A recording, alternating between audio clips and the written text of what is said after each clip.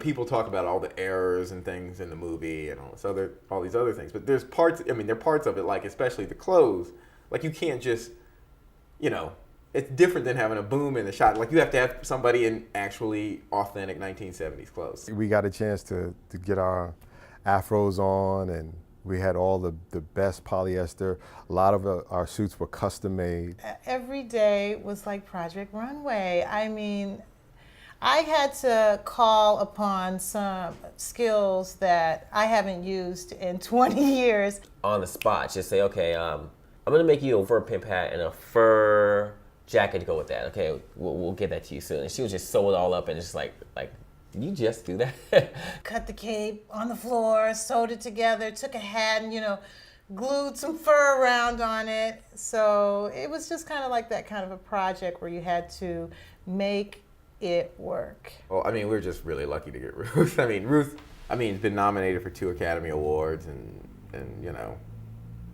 worked with Spike Lee and Steven Spielberg. So I was very happy to get her on board. I actually scouted a lot of rental houses that have 70s clothing, and I found the one that had the most.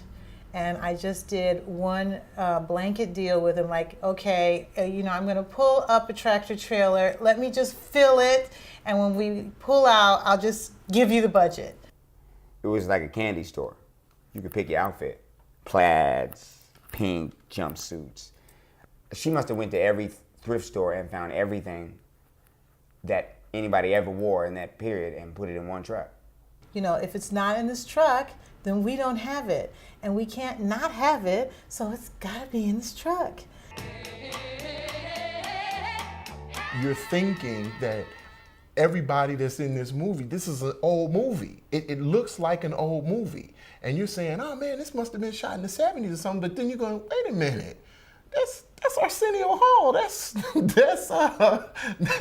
Tommy Davidson. They were kids back then, so it really makes it funny when you see that they've really taken the time and the technical expertise to use all of the settings, the cars, all of those sort of things to take you back to that time and that period. I broke down the script, by location and set, our movie, and then every movie that I saw that had like a pool hall, I would pull those screen captures and I would do a board of like all the different pool halls that we liked, and then we used that. I mean, all of us used it to, to kind of find locations. There is a section on Crenshaw and Martin Luther King, which was just like a gigantic parking, like this bombed out parking lot, and everything looks like a 70s facade. So it's like that, like we literally, our sets would be like this. We would just move here, here, here, here, and that would be pretty much all the exteriors in the movie. We called it our black lot.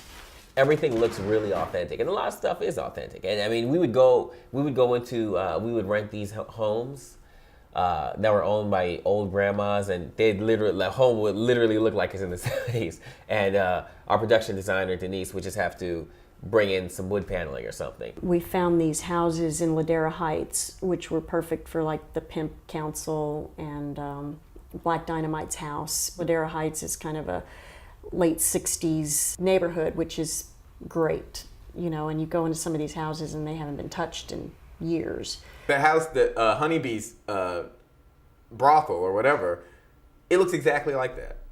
I mean, imagine like you walking in, it's like we're on such a limited budget, and you walk in and there's your set. It's like, okay, this is the house, Another challenge I had, or we had as an art department, is how to make it look bad without it looking bad. Like if you have a door, and it's kind of marked up, and it's it's messed up, and it needs paint, or it needs you think, should I leave it? As you watch the movie, I hope that the audience realizes, maybe after you watch it a few times, that all that is intentional. We actually shot the movie on 16mm color reversal, which was great because it had extra grain, and it also is a very, very contrasty film. Nobody uses it because there's no latitude with the film. So like, let's say you're shooting on like color negative. You have some leeway with how you're gonna do it in the post-production process. But like with the color reversal film, it basically crushes the blacks. Like the blacks are just black. You can't change it. You can't bring any detail out of the blacks or whatever. So people want to have flexibility, but we were just kind of all crazy and said, let's just go for it because it really made it look old. It seems real. I mean, they intercut old stuff into the real stuff, and sometimes you don't know, where one begins and where the other, ends. And it's, it really works. You feel like it really is a film from back then. A lot of blaxploitation movies are really, really hard to watch. I mean, because they're boring. I mean, they're movies that have spectacular, just great scenes, and then with a lot of filler. So we got together and said, okay, what parts are we cutting out of this film? We cut huge parts out of this film that explain the story. Well, one of the scenes, it was like a Kung Fu banquet. You could see there's slivers of it in the movie now, but there was a whole full done scene. But when you watch the audience and you see how much they enjoy laughing, and you see how deep some of that laughter is, how gut-wrenching some of that laughter is, I figured that, oh shit, they just want to laugh. The actor that changes, the dark-skinned black guy that changes to a light-skinned black guy. We're trying to show that when Byron, which is Bullhorn, slaps a guy, and he's like, mother, like that. We're basically trying to show that there was a fight that ensued. So we had to replace him, It's something that you have to pick up on your own and see. We don't have the camera in your face show there's a dark-skinned black guy and then a light-skinned black guy. We're showing that we think the audience is intelligent enough to get the joke. Let everybody know, and suckers be warned, that this is the outcome when you mess with Bullhorn. And he does this thing with his hat or whatever. I wanted to cut that. And John, the production, John Steingard from Ars Nova wanted to cut that because we both said, that's not funny, dude. This guy was like, dude, that shit's funny, man. That shit's funny. It's like, dude, it's not funny. And then we screamed to our audience, and then they're dying on that part. I'm like, my bad, dude. My bad, There will be some great outtakes where you'll sit and go, why wasn't that in it? Because he had time. It was just too silly. It's over the top because there was a certain amount of truth that they were trying to have grounded in the fact that they were trying to be serious. Like, because that was one of the true funny things about the blaxploitation, because they weren't trying to be funny. It just was because they were doing something that they thought was serious, and you can't help but laugh. What I think is cool about it is that it could be a spoof, but it's not really. It's more like a satire. Basically what it was us playing the role of filmmakers in the 70s who were trying to do a good job, but did okay. Black Dynamite stands up, the boom mic hangs in his face, and they can't afford to reshoot it, so he is with having to look at the boom mic and try to give them the eye as to maybe you can pull it up. Those kinds of things were fine, like some of them the boom things we did on purpose, some of them we didn't do on purpose, and I just let go.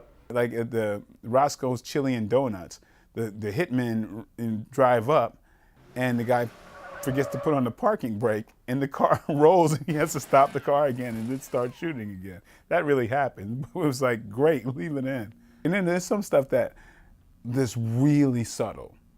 Like there's a militant number 2 who is such a bad actor that he reads the stage directions, but he does so well that it slips right through. The militants turned startled. This is private. How'd you get in here? I walked in. and so when people get what's going on, they really crack up because then they know what my character's dealing with. It's like, then my character's expecting the director to, just to yell cut any second.